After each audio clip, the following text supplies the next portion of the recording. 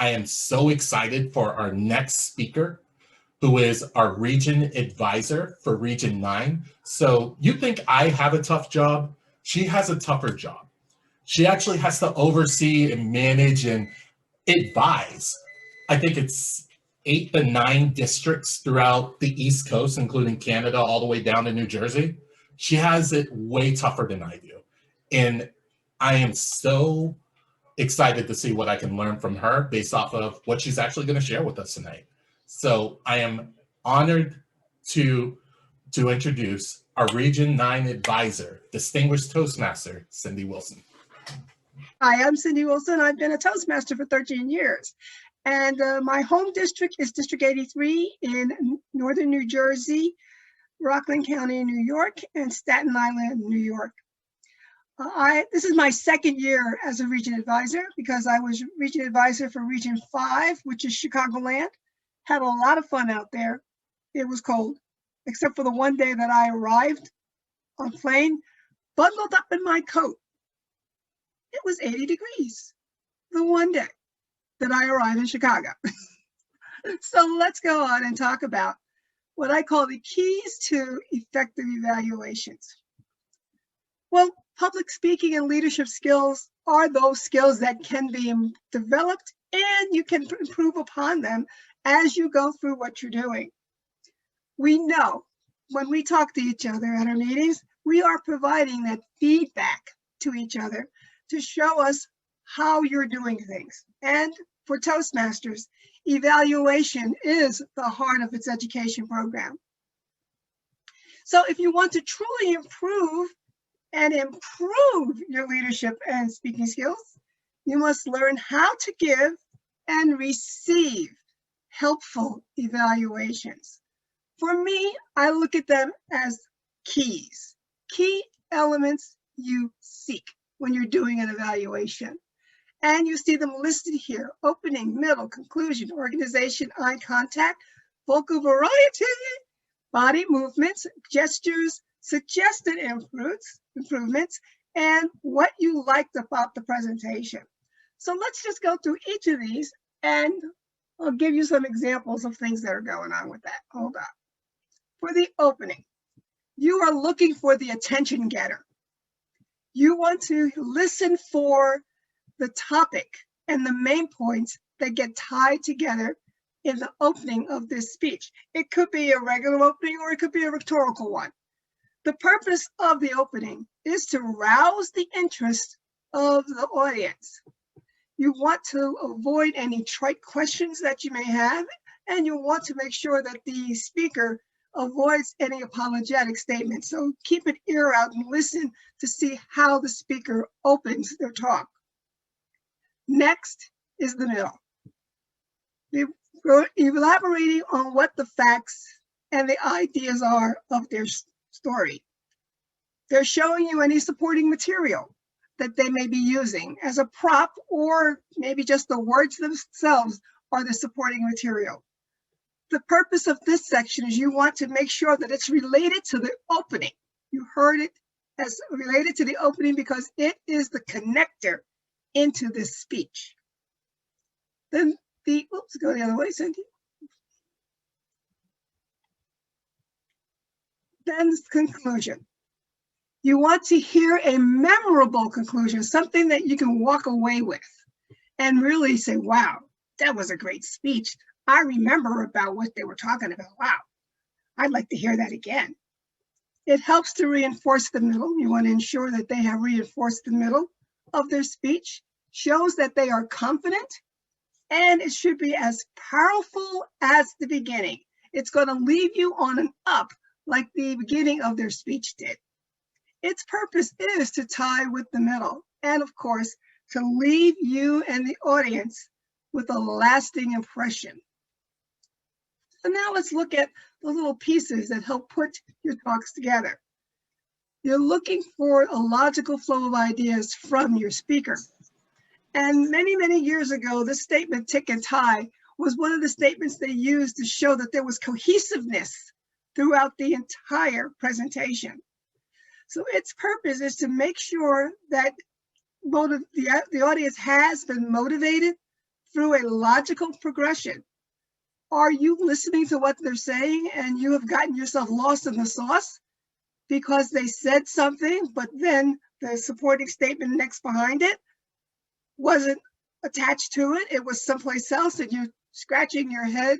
Well, hopefully not scratching your head in the middle of the meeting, but you are trying to understand how they work together. So that's what the organization of the talk should be. So you should be looking for how the talk is organized.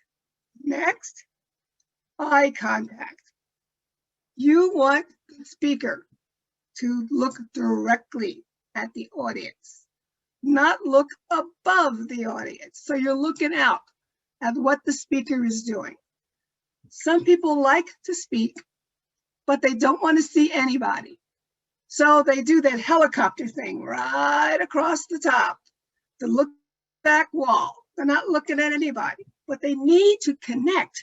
So they need to talk to one person and complete the thought that they're having. Move to the next person. They're moving very smoothly. They're not staring and they're not oscillating back and forth. Do you get dizzy when you see a speaker do that? They keep going like this and you're following? So you get dizzy looking at all that oscillating movement. You want to know that the speaker had connected with the audience, and the eyes are the connector to the audience. Next, vocal variety. Usually talk about the 4 things that are the 4 P's of what they call vocal variety in pathways. I just kind of named them as to what I'm used to seeing, is that volume, whether it's loud or soft, is it appropriate? The pitch, is it a natural conversation? Are they being cool? Or are they stretched out? You're listening to what the speaker is saying. You also want to know if they're going too fast or they're going too slow, or whatever they're saying is going to affect the mood of the audience. Then there's the pauses. We all know what pauses do for our speeches. They help you to focus on that last sentence that was said. So do they use pauses? And of course, the quality of the speaker. Are they clear? Are they firm what they're saying, like they believe what they're saying? Is everything mumbled and shaky instead? It's probably what you would hear when a person's giving their first speech. So keep that in mind. What is the quote unquote vintage of the speaker? Because if they're brand new, we have to take a lot of other things into account because we want them to come back and do it again. And especially in pathways, once you get beyond that icebreaker, your next project is to do a speech twice. Listening to your evaluator the first time, taking in the things that your evaluator said, reworking your speech, and then delivering it a second time. So you want to make sure that it depends upon the vintage of that speaker as to how you are going to do their evaluation. And of course, body movements.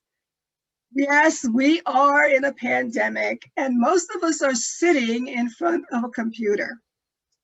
However, there are some speakers who do stand up. Hopefully they're wearing something on the bottom besides heart underwear, or at least they're wearing underwear. But they're using their body movements to dramatize a specific point. I mean, like this particular person here in this graphic is a ballet dancer, and she is showing joy and love in how she dances. You want to make sure that the speaker is keeping the audience's attention, and those the body movements can help focus the audience on the speaker. They're not pacing or rocking or swaying back and forth because of the nervousness that they have. You want to ensure that you can tell the person that it's happening.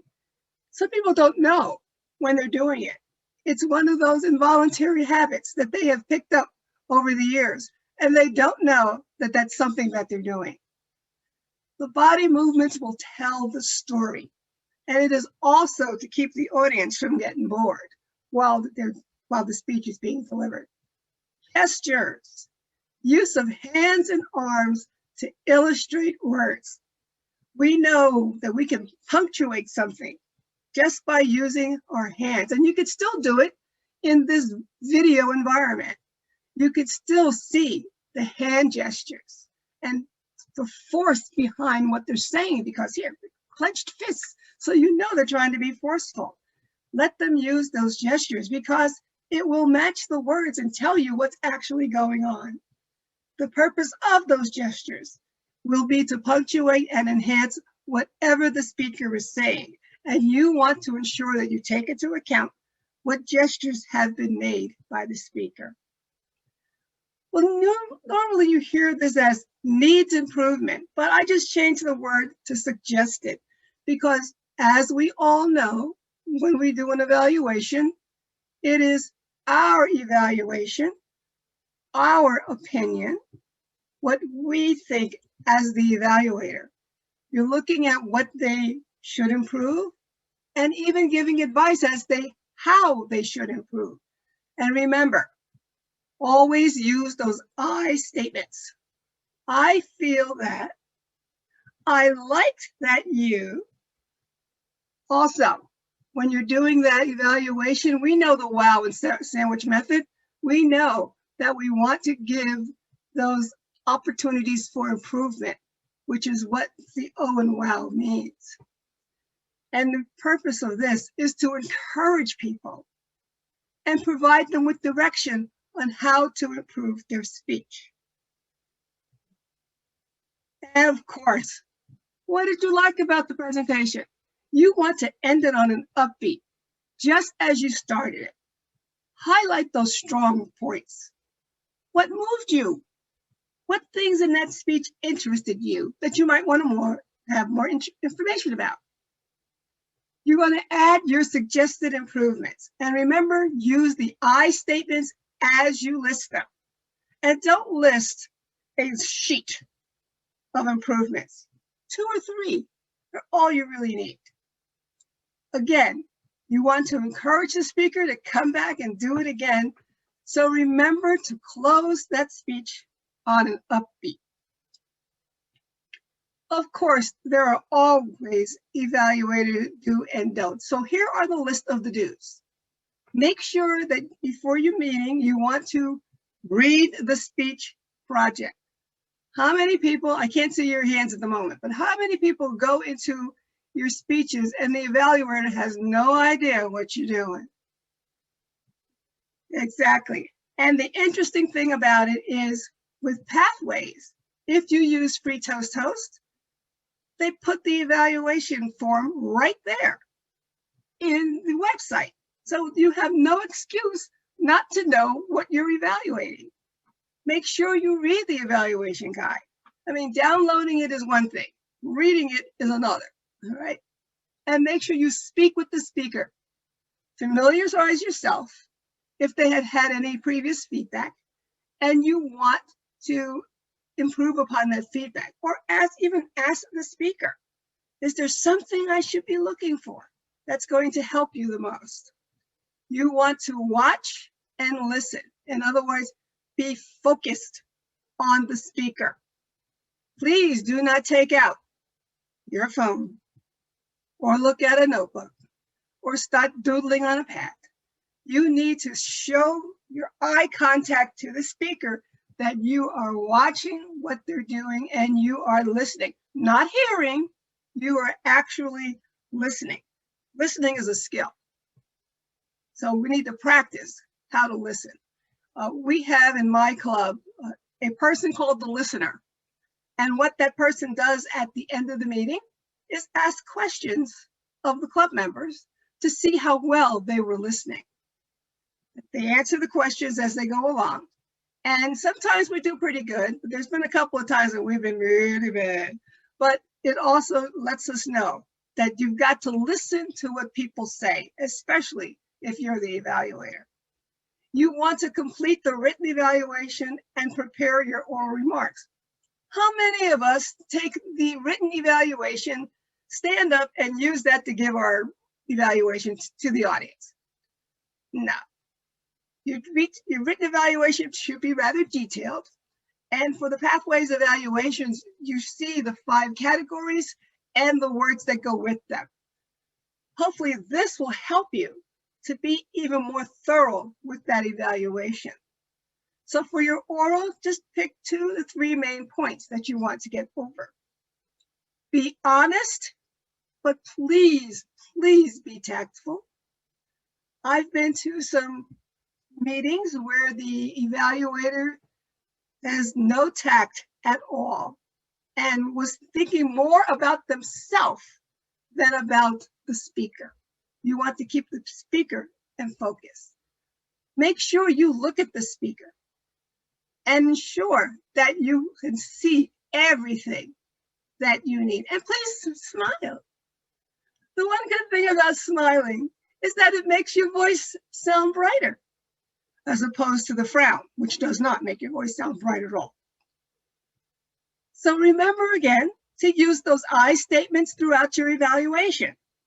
You know, it's I felt, I heard, I saw, etc. And of course, did something affect you in a positive way? Let the speaker know about it, because that brightens them up.